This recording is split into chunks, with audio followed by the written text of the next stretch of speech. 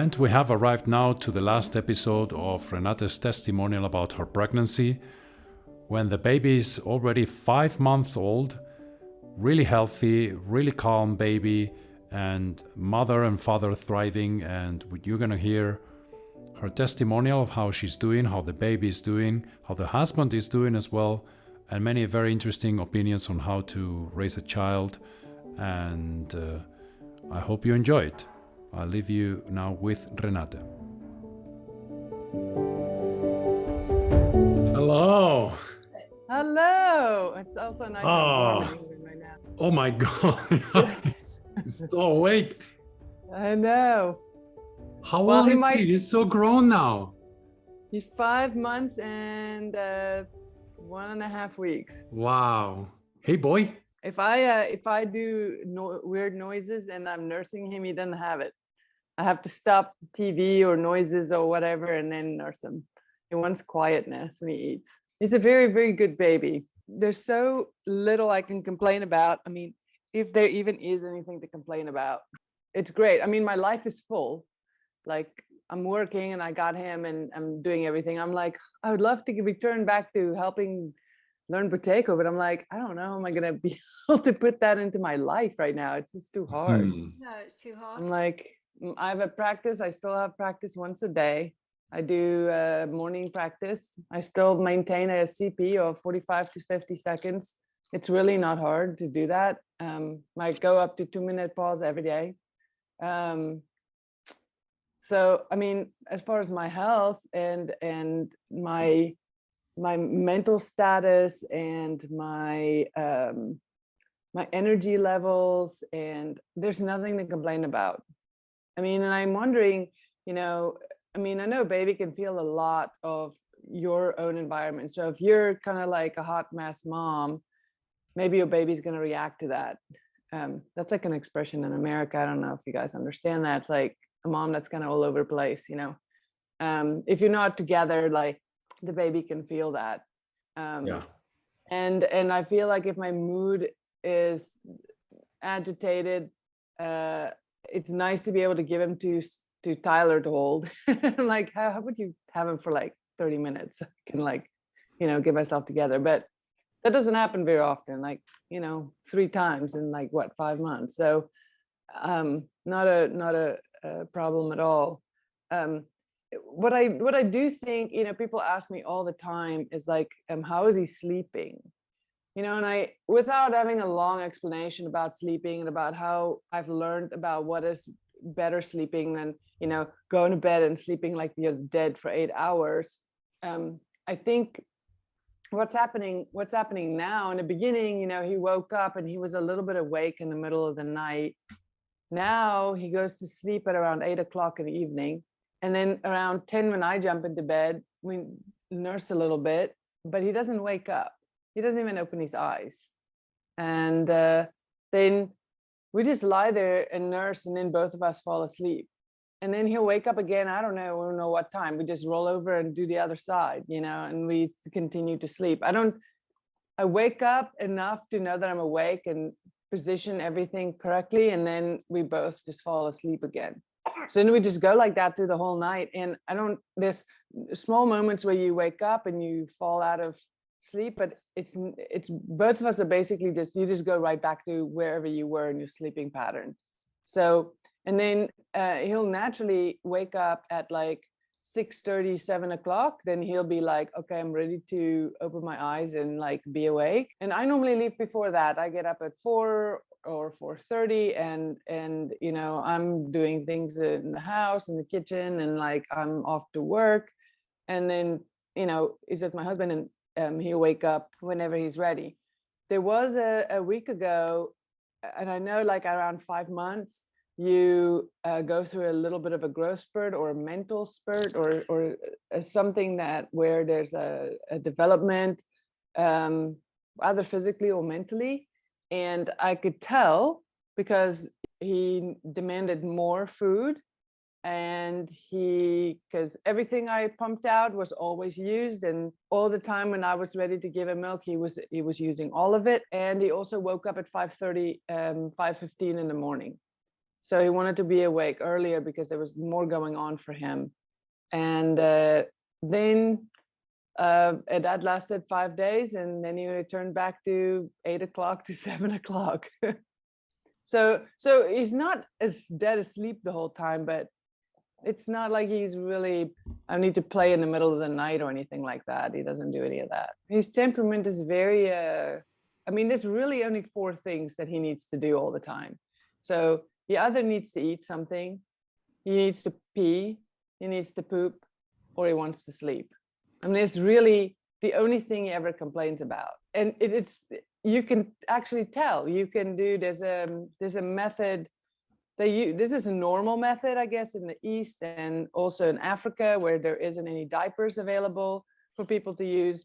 Elimination communication, the baby actually communicates with you when they need to use the bathroom.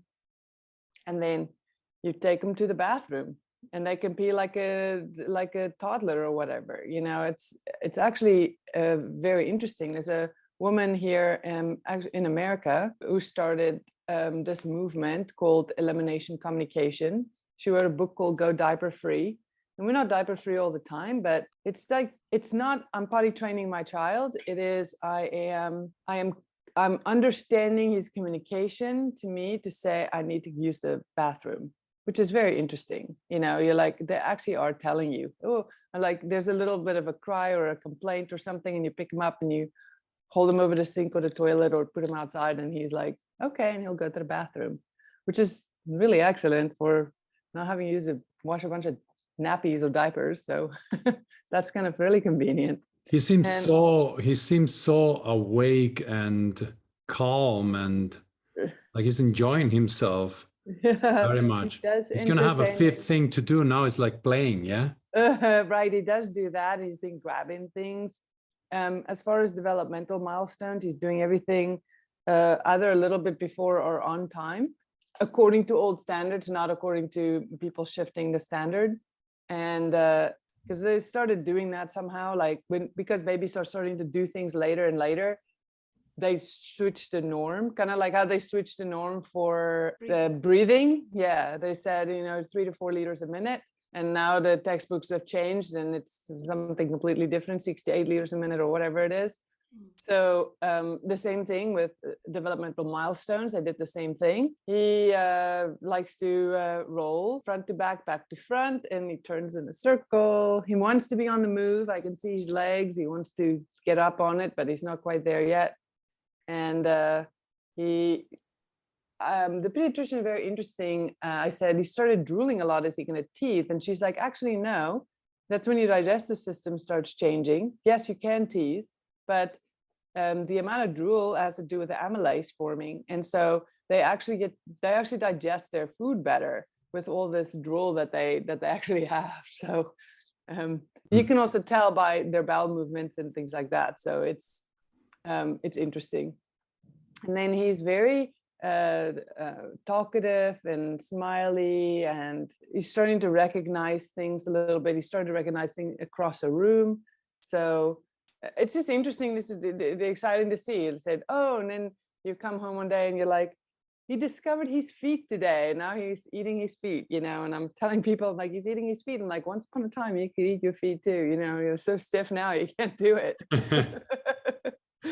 Yeah. So what is this shifting of standards that they do? It's like so kids are developing now? I don't know too much about that, but there's something briefly that I saw post maybe on Facebook or some sort of little news flash or something went by, and it said something along the lines of, if a baby is supposed to turn over at like before 3 months, right? And they're not doing it at 3 months, they shift it. And most babies starting to turn at 4 months, they shifted the norm to 4 months. They say, okay, well, babies are now on average turning every 4 months, so let's put that in the new norm or whatever. I don't know if they officially changed any of these things. I look at some of, people give you all these books, and I looked at some of the milestones and ages of when these things happen and so on. So it looks like he's just a little bit ahead of them. He also, his size of his body is a little bit ahead too. is 17. Well, last time I weighed him was like about maybe 4 days ago, 17 pounds and 2 ounces. So he's gained exactly 10 pounds since birth. According to, you read the internet and you're like, what is the norm? And you say, okay, well, the norm for a 6-month-old baby is about 16 pounds. So, okay, well, if that 16 pounds is a little bit over that, or he wears larger clothes than what his age is and so on. But who knows, like, that's not really a good indication at all. There's definitely babies that are bigger and the babies that are smaller, and it's really relative. So is it so with your practice? So you find that doing so, because you are doing Buteyko for such a long time and you know the method so well, that doing it once per day, it keeps you there in your 45, 50 control pose? Yep, And it sure does. I had to ramp up some physical exercise too for back strengthening and the core strengthening. When your core stretches out this much, like it wreaks havoc on the rest of your body. So it's almost like you have to make time for the exercise part of it. And that's good, but I check it every morning. It's almost like I just do a practice as a check. And I'm like, okay, where am I, where does it get hard? I'm like, oh, I look at it and it's like, oh, it's 45 seconds. Okay. And then I look at it and I'm almost always doing it when I'm driving. It probably could even be better if I'm sitting still, like, and like really relaxed or something. It'd probably be even better. But it's just something I like to do to get my day started. And it's like part of my, I don't know, it's like a little ritual and I'm also always doing it when I'm going to work or I'm going to something. And that's really, that's why I do it then. We, all three of us had what I would say, COVID. He was, I don't know if I talked to you guys before then, but he was about 2.5 months old. And so that was a couple of months ago now.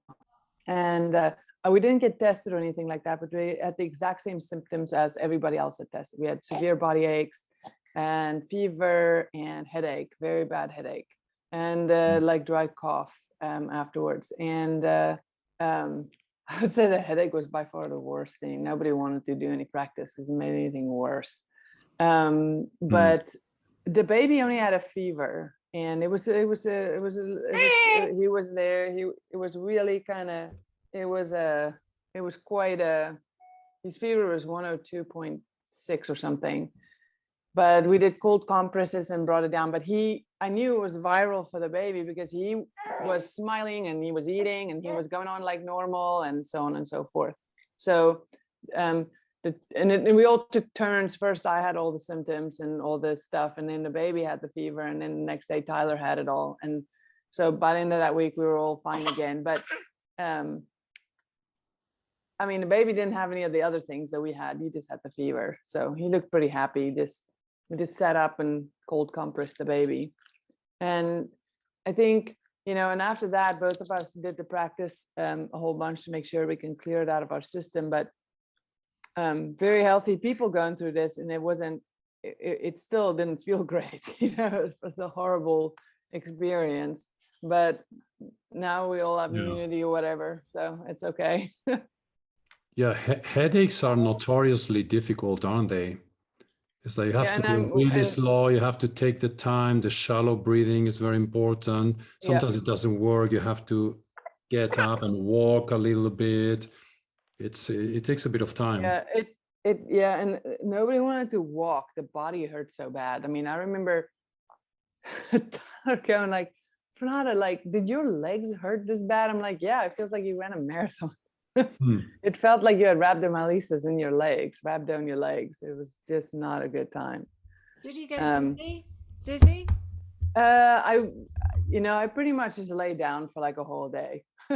It was luckily a weekend. It was like a Saturday. So like I didn't really, I just go, okay, I'm just gonna, and I ended up having to hand the baby off to Tyler. I'm like, look, there's milk in the freezer, you defrost it. Like I cannot deal with this.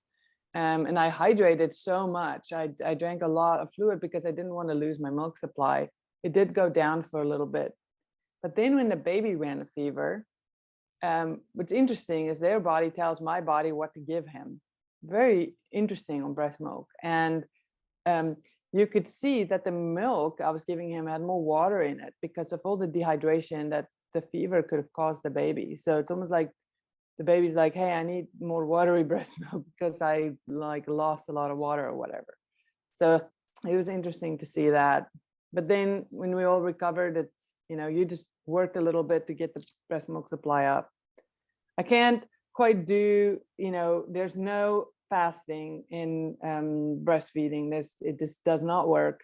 Because my go-to is to, you know, I don't eat a whole bunch of meals all the time. Now I eat about 2 meals a day now.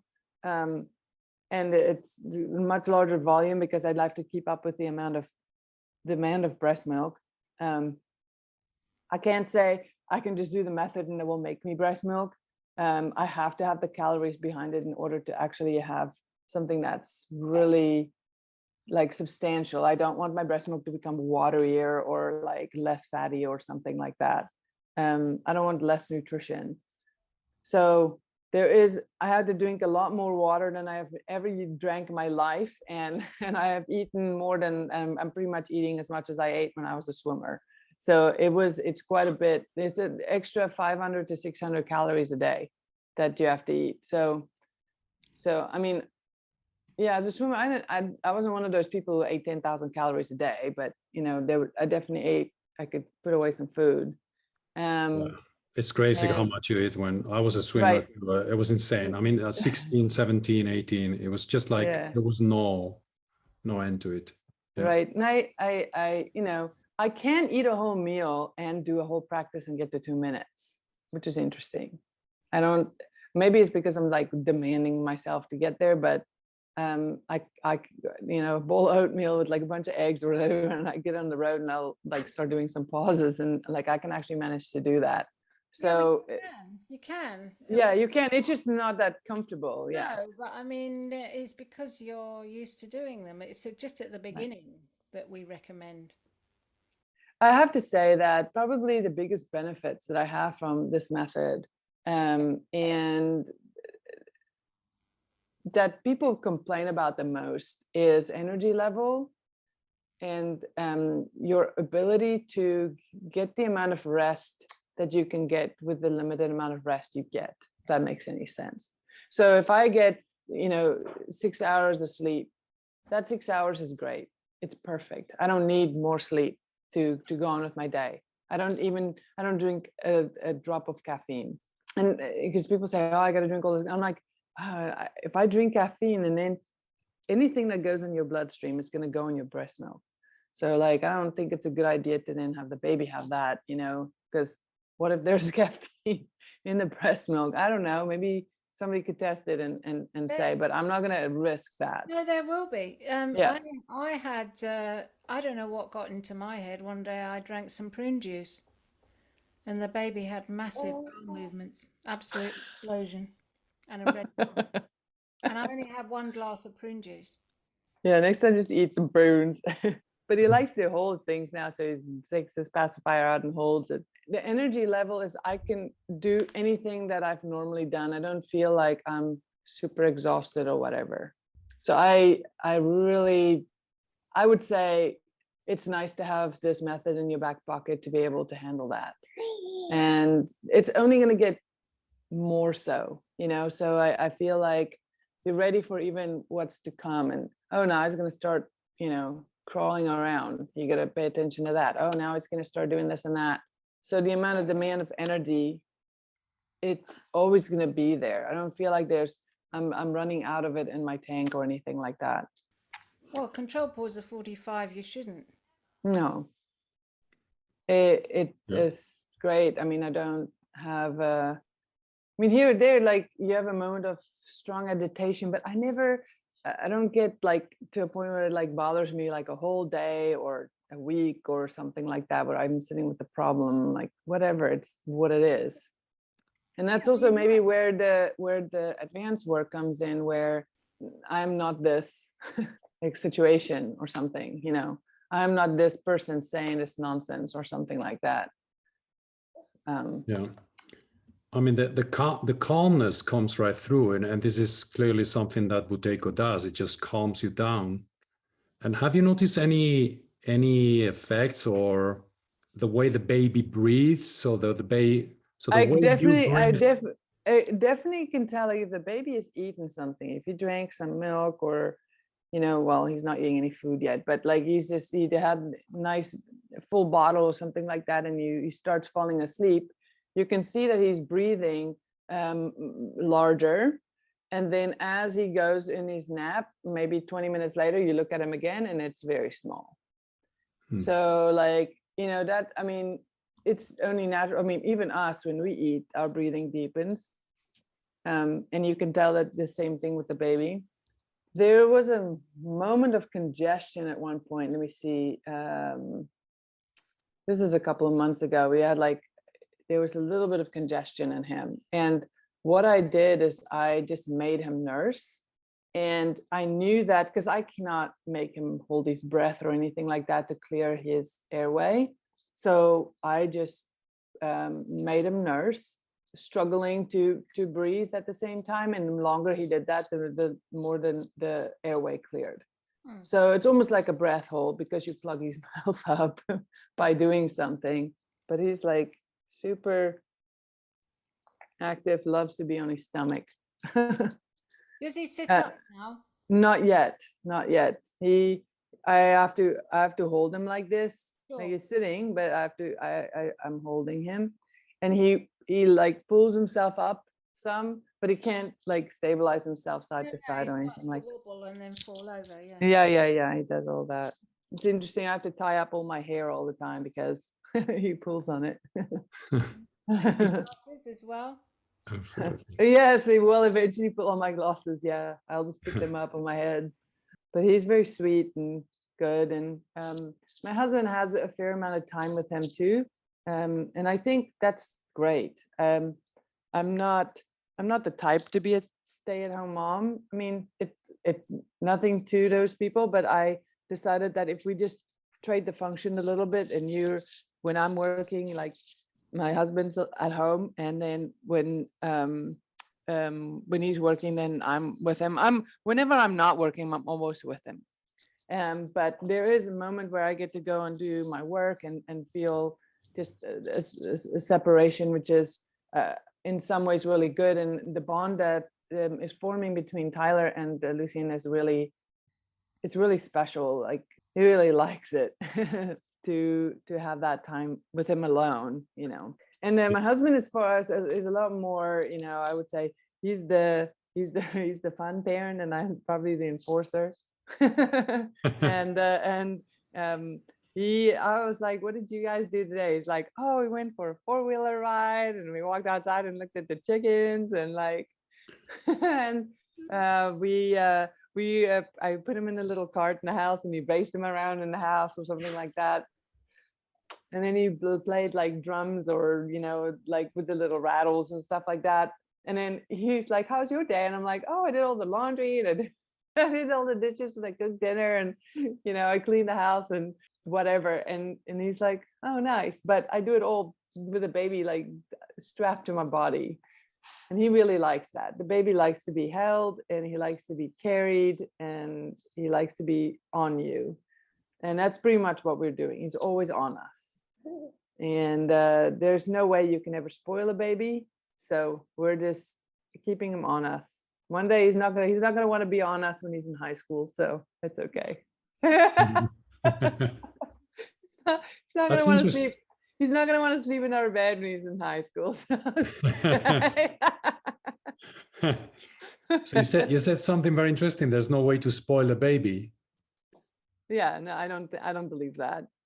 I just I think you have to meet their needs all the time. And I think if you force independence on anything, then you'll lose them. Independence comes naturally. It's an actual natural response in nature. So you give them all the nurturing that they need, and eventually they go, okay, I don't need to hold your hand anymore. And that's the approach that I take on it. Makes sense. I mean, you read all these books and everything like that, and it's an interesting thing. But I was telling my husband that he's like, oh, it's only natural. I mean, the babies in nature do that, and then one day the baby's like, all right, I'm done, like go off on their own. And I think it's you hold on to them until they say, I'm independent and I'm going to do my own thing. I don't think you enable them. I think you teach them everything you can, but there's people say, oh, you don't nurse the baby to sleep. I'm like, do you want the baby to cry themselves to sleep? I think that's an idiotic thing to do. That is abandonment right there, so you don't carry the baby around too much. They're going to get too used to it, and they're never going to walk on their own. I'm like, let me tell you, this baby wants to do things, but it likes to be carried. It wants to crawl, but it's not crawling yet. Yes, Bubba. Yeah. It's bound to happen. It's bound to happen eventually, and what you're describing is very different than control. You're just there, and for him, it's the natural thing now. I mean, he's 5 months old. The only thing you're gonna have control over is your own breath. I mean, I control my actions, and I control myself, and I can help this child the best that I can in the situation or the environment that he's in, but I cannot control another person. And sort of have to surrender to that. Like if the baby, wants to cry, I can't make it stop. I can meet a need, and sometimes it just needs to cry a little bit. Because it used to be different in the past, wasn't it, Martha? We spoke about it in the podcast already, actually. Oh yeah, I was fed every 4 hours and put outside in a pram and put to bed at a certain time. And if I was sick, I was put to bed, and I didn't have any contact. Yeah. My mother didn't do well with sick children. She didn't like it. I don't know who likes it, but you want to keep them really close. With mine, I kept them close. I'd have them on the sofa downstairs so that they could talk to me if they wanted to. Right. Or I could sit with them. Right. I mean, there is my one friend was telling me there's like all these methods and people name it after themselves and all this kind of stuff. And she's like, oh, we did the Ferber method for sleeping. I'm like, what? So I looked it up on the internet, and it said it's a gentle cry it out method to make the baby fall asleep. And I'm like, oh, is that how it is? I'm like, you cry like your baby's sitting in a room by them. And then, I mean, everybody has to do things the way they want to do it. But it is not natural for me to think that a baby should be in a room by themselves.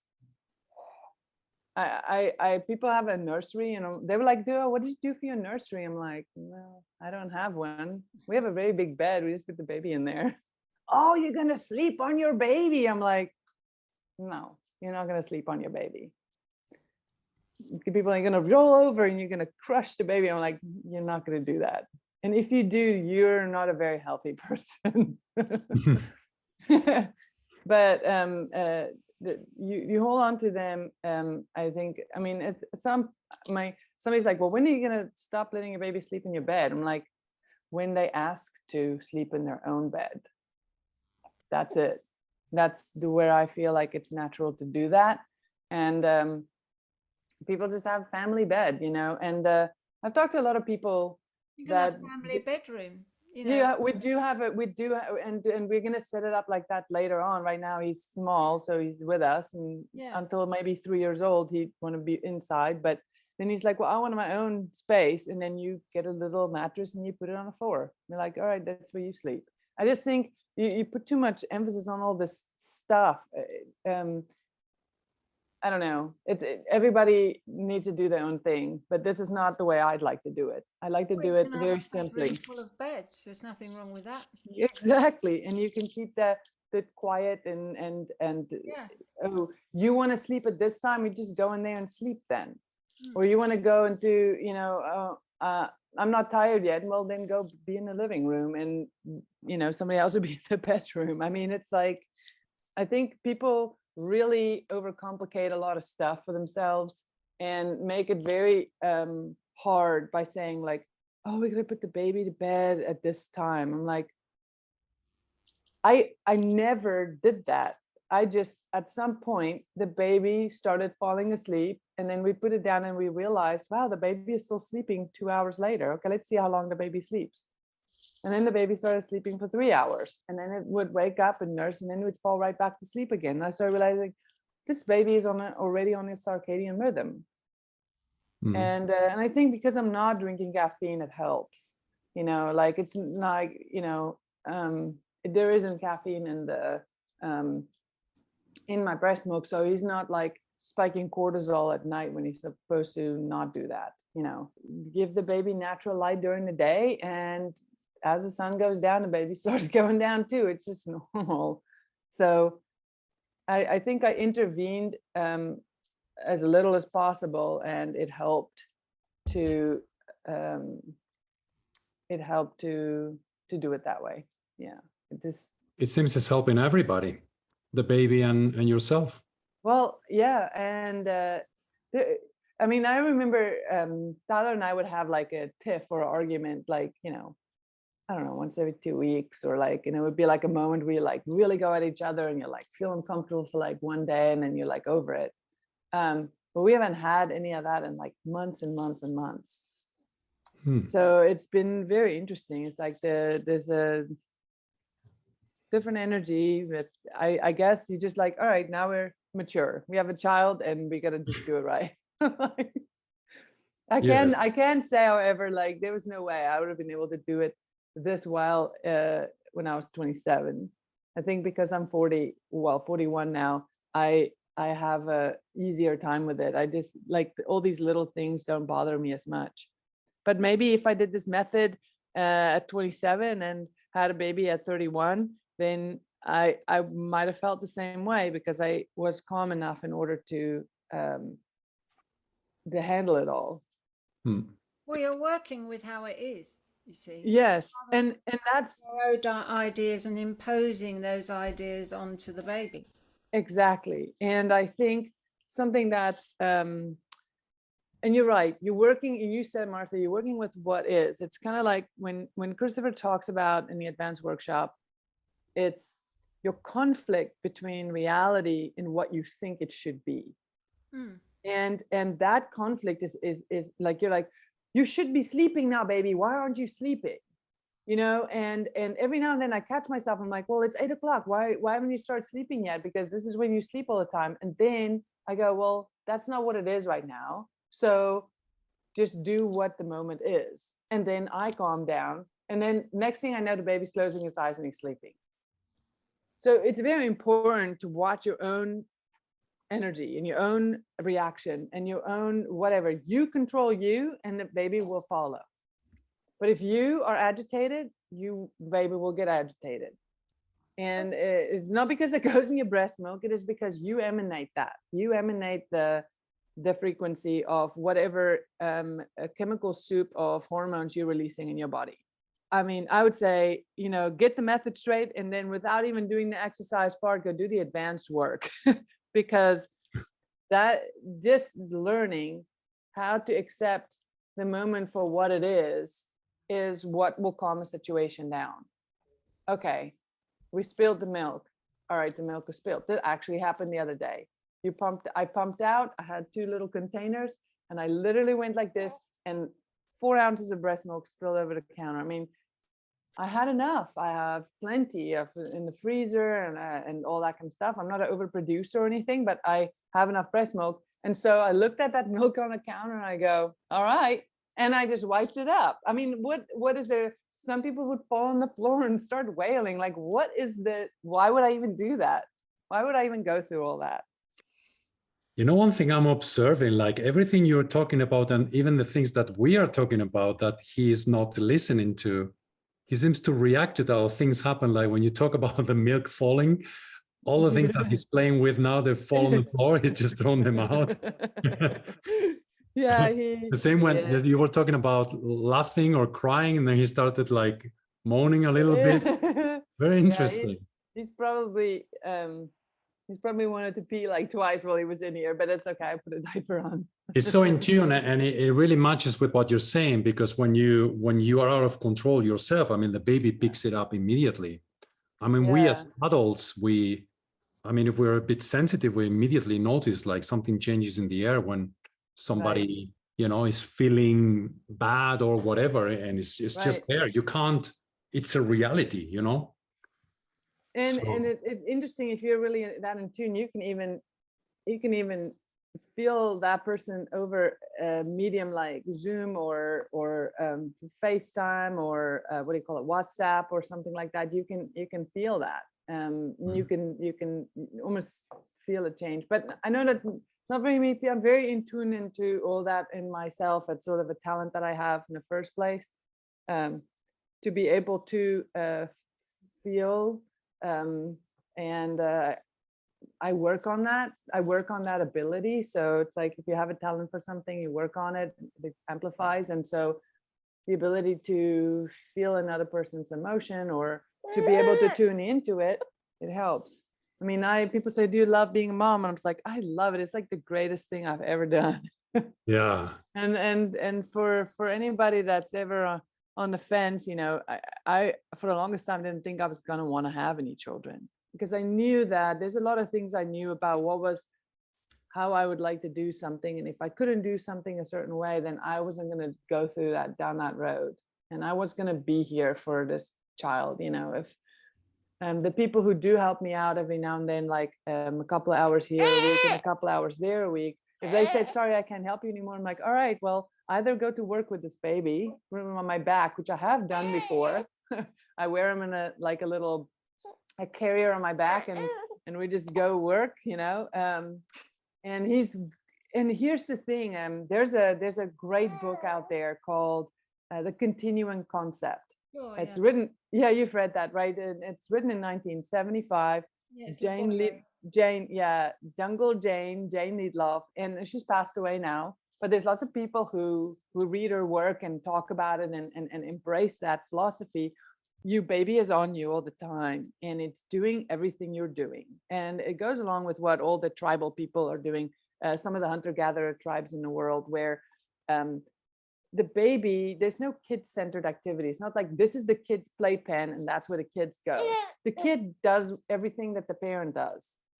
And they learn from a young age what they need to be doing. So you don't have to like teach them a chore later on. You teach them a chore from the age of 3, and they do laundry with you, and they go get water at the stream, or that whatever it is that they do in their society.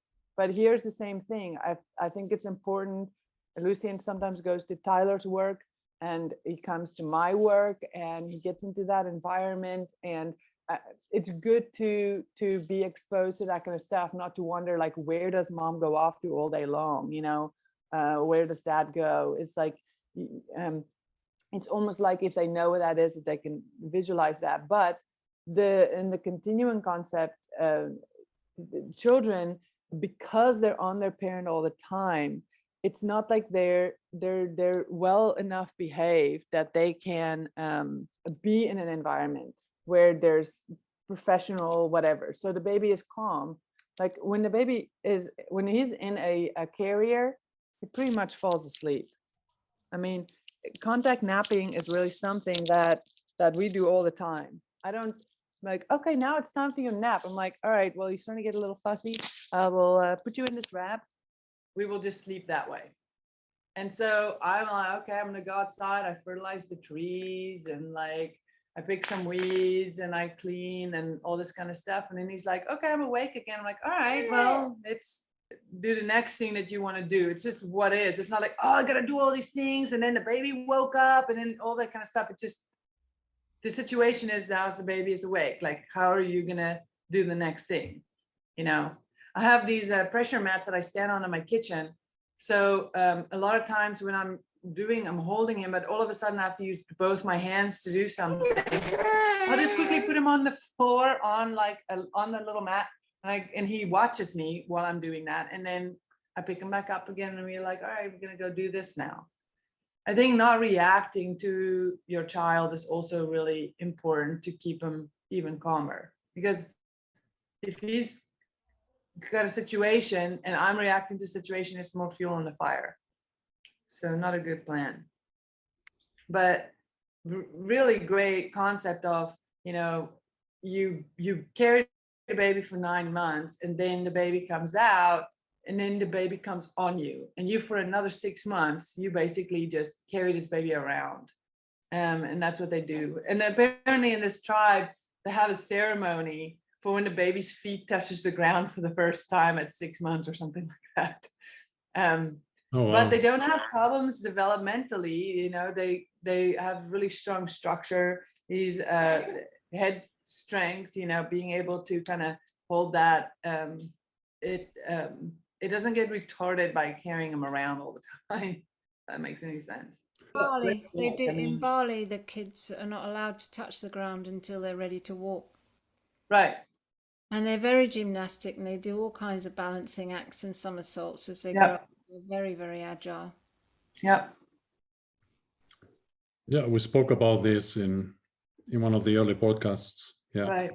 Which will probably affect the breathing as well, as like he's speaking on everything that your body is doing. Everything. Right. And if your breathing is not good, you probably will mess them up, you know? Yeah. I mean, I think you need to be in control. You need to control yourself. That's it. That's really like the bottom line of it all. You control you, and everything else will work great. That's it. Or rather, if you align yourself with your authentic self. Right. And don't get into the sort of interaction and the battle with the mind. Right. Put it that way. So managing the mind always, really, because it's programmed. And then, of course, we've got the fight-flight mechanism and the habits that we've built up over the years.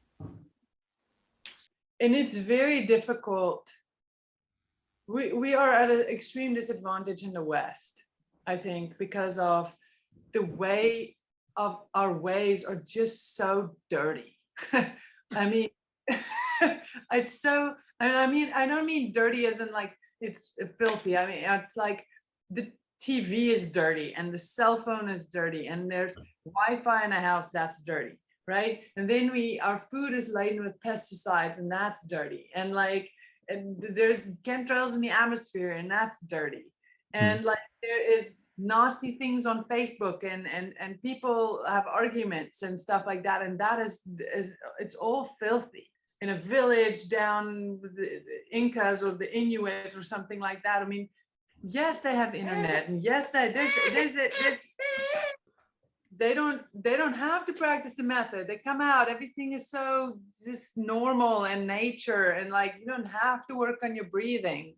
So no, naturally their children are well behaved. Naturally their children don't have acid reflux. Naturally their kids don't have upset stomachs or GERD or all sorts of gas and weird stuff like that. Of course, the sun comes up, that's when you start doing stuff. The sun goes down, that's when you stop doing stuff. But we live artificial lighting, that's dirty, you know? So if you don't have something to clean yourself up with, then you're gonna run into problems.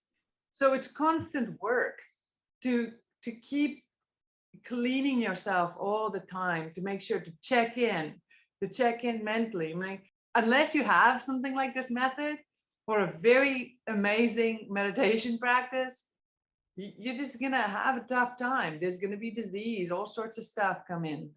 You mentioned something very interesting about technology. Do you have you already been thinking about how his exposure to technology is going to be managed?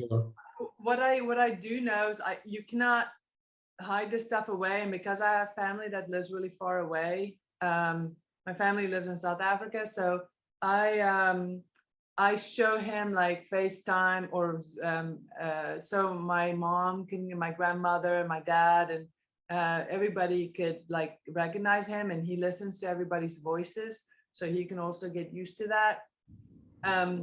We do not watch TV on loud. We watch TV on closed caption, so he cannot hear all the stuff that's on there. Yes, he can hear it, but you know, I don't have him specifically sit there and watch anything. And we've talked about no TV or no children's shows or stuff like that, which is very geared for them.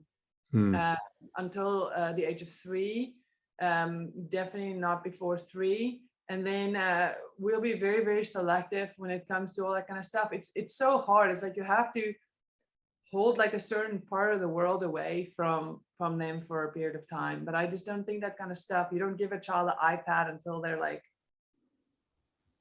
I mean, let them work on a computer until they're 7. You know, I feel like we have 7 years to kind of set something.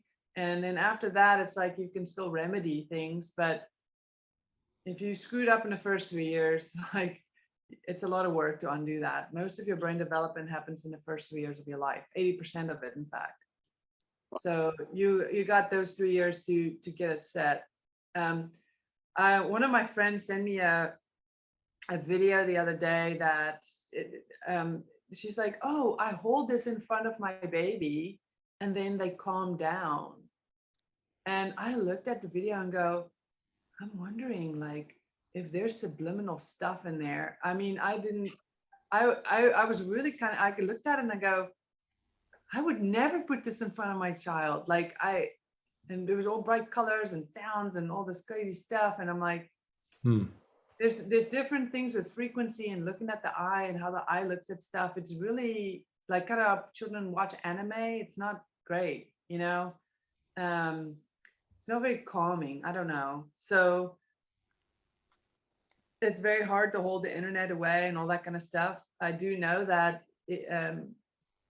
even Bill Gates and Steve Jobs, who had companies that, you know, had a lot of electronic things, their children weren't allowed to have iPads and iPhones in their homes. And when Bill Gates's children, this is just what, you know, you read, you don't know, you know, he didn't tell me this, but they had one computer in the kitchen and the children had to do their work on the computer in the kitchen with supervision from the parents. So as far as giving a child a phone, lots of people give their phone to their child for entertainment, to hold them busy. And I just think that I would have to think of another way to get that done, you know.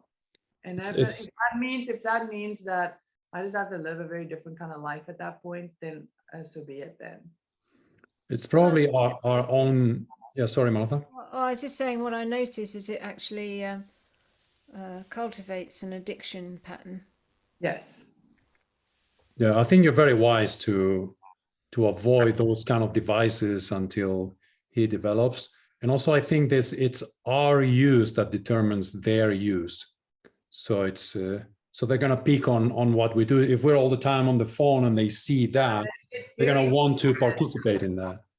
When I'm returning a message or something like that to somebody, they get very interested. Like, what is that? Yeah. Oh my God. You know, it's interesting. So I watched a little picture on somebody's Facebook, and it was a dad that's sitting in the subway and he's reading a book, and all 3 of his kids are sitting there and all reading books, you know, and it's like, you want your kids not to be on their phones all the time. Well, maybe you should also not be on your phone all the time. And I think everything is monkey see, monkey do. And so we are very aware of what it is that we are doing in front of him and holding and so on and so forth. So that's very, I mean, you don't want your child to use bad words and then don't use bad words, you know. But I do know as far as electronic things, they were like, yes, but children need to learn right now because they're going to need to know that. And I'm like, you know what? They will eventually learn that. There is a period of time when you need to not have that so that they also know how to not have it. So when they do have it, then they're going to learn. They learn like this. So you give a child that's never had an iPad at the age of 10, they were like, oh, but he's behind now because he didn't start doing it when he was 7 or 6. No. They're going to get it in 5 minutes. No, and I think and that's another thing. When people say you need to socialize your baby with other babies, I think that the most bizarre thing. I'm like, why? The baby needs to attach to adults. It needs to attach to adults first. But it needs to go with its peers. Yes, but it needs to attach to adults first. And you have 7 years to get that done. So you need to do that first. Your child needs to be attached to you it needs to be attached to you. And there's a whole book written on that. It's called Hold On to Your Kids. And it's why parents matter and why adults matter more than peers. And so it doesn't necessarily have to be a parent. It can be a whole group of.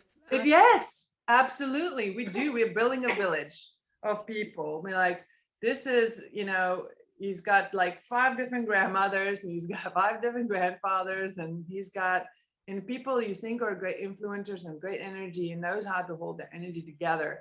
And you put those kind of people in your child's life, because as soon as your child attaches to a peer and not a parent or an adult, then you lose them. Absolutely. And I think this is where it happens so early. It happens super early. I mean, I would go, all right, I'll live in a back room of somebody's house or something like that before I send my kid to daycare, for instance. And not, people need to do what they need to do. But I just think you start, unless you're going to really work hard at being able to get your kid together every single day, then it's hard to capture them later in life. And they're a teenager and you lost them to their peers. So, I mean, I can say a whole lot of stuff now. They were like, Renate, your baby is 5.5 months old. I'm like, yes, it is. But I keep these things in mind all the time, because you have just a little bit of time to get it right. And so that's well, it comes down to trust. Yes. That you build. You can't, it's something you build. Right. And then when they don't trust, then they go to their peers, and that's when they start doing things that are a bit extreme. But as long as they've had that foundation, they'll be able to work out whether what the peers are doing is constructive or not, more often than not. It's very interesting you say that, Martha, because I have heard of psychologists who work with children who got child trafficked. And a lot of times they steal children from all sorts of different places in the world. Okay, they steal them from homeless situations in Western countries, but they also steal them from villages in less developed countries. But because the children in the less developed countries, in the villages, had a more solid first 7 years of their life, they're able to be rehabilitated from the heinous things that's happened to them, as opposed to what happened to children who lived on the street, who got stolen and went into human trafficking. And never is it the easy thing to ever, you're never normal again after that, I would imagine. But those people can have normal lives, whereas the person who had no foundation to start with, their life can't ever be normal. No, they're traumatized. Right. So there's going to be things that happen, and I think if you can do the best to set it up just right, it's great. It's like anything. It's like an exercise program. If you have a person who's never exercised before and you make them do compound movements and all this hard stuff and heavy weights and all this they're going to break down. But you need to first work on flexibility, and now let's work on balance. Now let's work on our core. Now we set a foundation in order to do any exercise that you want to do on top of that. There's never an ideal thing, but I do think that there is a way in order to get more down to your roots and then build from that a little bit, So when people, and then the other thing you got to fight against the way people look at what you're doing. They're like, oh, you're doing that?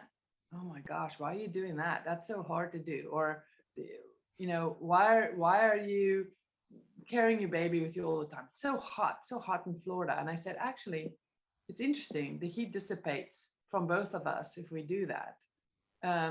It's hard to explain to somebody who is like, oh, it just seems so hot if you're going to wear your baby outside or something like that. I have a friend who literally lives in Florida in a small shed with no air conditioning. And they've been living like that. Their kid is 2 years old now. That's exactly how they live. But you have to almost fight against the norm, It's like, you're like, oh, what are you doing with that? Like, your baby is sleeping in your bed? Okay, well, I almost don't want to tell anybody what it is I'm doing. Like I have to explain everything. It's like, oh, you're sleeping every 3 hours. Well, why are you doing that? That's bad for sleeping. I'm like, oh, no. Okay. Yeah, have you been informed about the neurological damage that you're doing to yourself? Exactly. A friend of mine literally told me that. Right. Yeah, you're doing Interesting. So on what you touched on technology before and how some people think that if they're not exposed to that, they're not going to learn it because that's the future. And I think it's very important to understand that technology, what you are using in the social media and with your iPhone and all of that. It's very good that they get good at technology, but it involves programming, it involves understanding how the whole thing works. And that comes much later to understand all of that. And if you master that, then you can apply that and benefit a lot from that knowledge. But you're not gonna benefit from all the little applications that one could learn about. Yeah. I just think that there's a time and a place for certain things, and like when it comes to technology, even though children are he's gonna have to know technology in order to do anything in his life, and everything's gonna be automated, and everything's gonna be through an app, and all schooling is gonna be done like that. Whether you homeschool, whether you go to school, it doesn't really matter. But it's okay to do that at 7. It's not if you can say, okay, at 7 now let's learn the system. They'll know the system. But you have to get all these developmental things right first. Yeah. But I mean, kids who learn to read at 7 or 8, they're fine. Yeah. It's like saying your kid needs to be able to go with their peers or whatever like that. Eventually they're going to. It's like, oh, your baby's sleeping in your bed. I'm like, he's not gonna want to sleep in my bed when he's a teenager. He's not gonna. My one friend used it as like this. Her child was still in diapers at the age of 3, and her husband's like, when is this kid gonna get out of diapers? She's like, you know what? I'm not gonna pressure him. I'm not gonna force him to do stuff. It's gonna mess up his digestive system, and I'm just gonna know that he's not gonna wear diapers when he goes to high school. And so I was like, well, that's just a good way of looking at something. Like, it will eventually happen. Just because it didn't happen like in this very second, my child's not reading at the age of 3. Like, it's okay that he doesn't read at the age of 3. I didn't read at the age of 3, and I'm fine.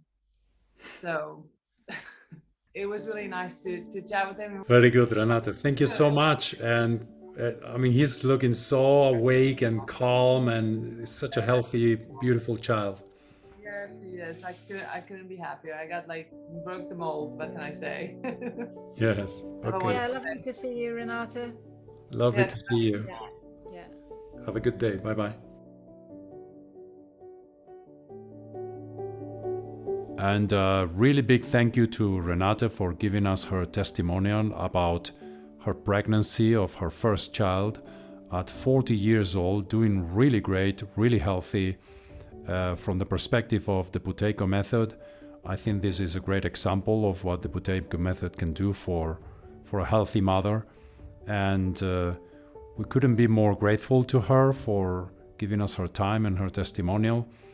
And if you watched only this episode, go back and listen to the other 4, because there's 5, as you can probably see. And we will see you in the next one. As always, you can find us in learnbuteykoonline.net, where you can find more information about the true classical Buteyko method. Thank you very much.